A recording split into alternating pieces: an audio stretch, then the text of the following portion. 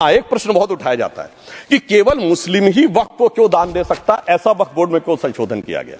मैं ईमानदारी से कहना चाहता हूं, ऐसा नहीं कि मैं इस्लामिक मामलों का बहुत बड़ा आलिम फाजिल जानकार हूं, मगर इस्लाम में बहुत साफ मान्यता है कि जो गैर मुस्लिम है उसकी इबादत अल्लाह कबूल नहीं कर सकते, उसकी दुआ कबूल नहीं होगी तो दान कैसे कबूल होगा। साहब, हम इस्लामिक भावना का सम्मान कर रहे हैं।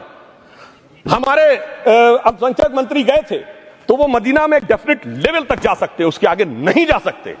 अगर इबादत की इजाजत नहीं है तो साहब जायदाद की इजाजत कैसे हो सकती है। मुस्लिम भावना का सम्मान है, और अगर है तो कोई मुल्ला मौलवी मुफ्ती मुकर्रम बारी आज आके बता दे कि कबूल हो सकती है दुआ, तो हम दान भी कबूल करने के लिए तैयार हैं। और तो और छोड़िए साहब, जब आप कहते हैं कि हर चीज हलाल होनी चाहिए, तो साहब हलाल करने की प्रक्रिया नहीं, हलाल करने वाला भी मुस्लिम होना चाहिए, तब वो हलाल होता था।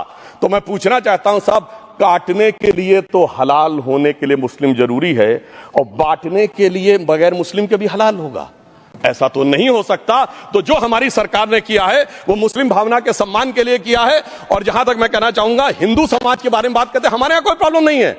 हमारे यहां कोई ऐसा नहीं कि हज पे कोई गैर मुस्लिम नहीं जा सकता। हमारे देखिए कुंभ में 50 लाख विदेशी आए थे और किसी से नहीं कहा या कन्वर्ट हो जाओ।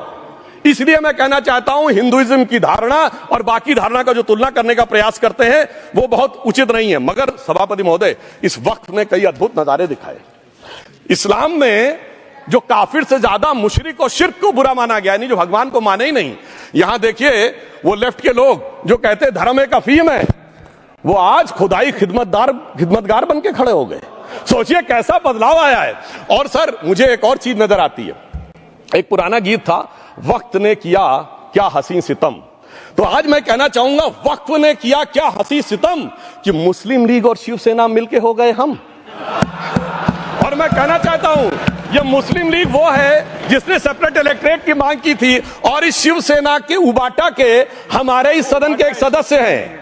और सर, हमारे साथ मुरली जी बैठे हैं, मुरली देवड़ा जी ने मुझे याद दिलाया, मिलिंद देवड़ा जी ने याद दिलाया, उन्होंने कहा एक जमाने में उन्होंने कहा था मुस्लिमों की नागरिकता छीन लेनी चाहिए। इसीलिए मैं कह रहा हूं, वक्त ने किया क्या हसी सितम, ये दोनों मिलके हो गए हम। और मैं इसके बाद एक टेक्निकल बात करना चाहता हूं। जब इन्होंने टाइम ड्यूरेशन हटा दिया था और बैक में पीछे जा सकते थे, तो मैं पूछना चाहता हूं सर कि जब ब्रिटिश हुकूमत आई तो उसने तो मुगलों सारी हुकूमत ले ली थी, तो उनका मालिकाना हक कैसे हुआ। सर, 1707 के बाद तो इस्लामी हुकूमत दिल्ली से खत्म हो गई थी। एक आखिरी मुगल बादशाह शाह आलम के लिए तो बोला जाता था सल्तनते शाह आलम दे लाल किले ते पालम, यानी आज का IGI एयरपोर्ट। तो साहब उसके बाद ये गुजरात के सूरत से लेकर लखनऊ तक उनका मालिकाना हक निकलने कहां से लगा। अरे भाई, जब दिल्ली को कैप्चर किया था अंग्रेजों ने तो सारी जमीन अंग्रेजों की थी। तो जब मैं अपने कांग्रेस के मित्रों से पूछना चाहता हूं, ये जब गवर्नमेंट ऑफ इंडिया एक्ट में पावर डीड ट्रांसफर की थी तो पढ़े नहीं थे क्या, या खोखले कागज पर साइन कर लिए थे, या कागज सही था आप खोखला करने की बात है।